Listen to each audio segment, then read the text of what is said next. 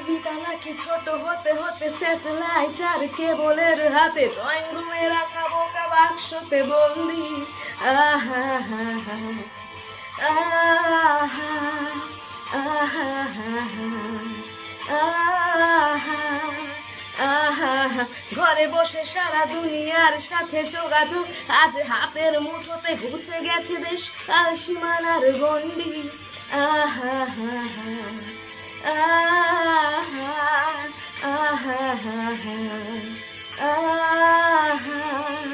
আহা আহা। ভেবে দেখেছো কি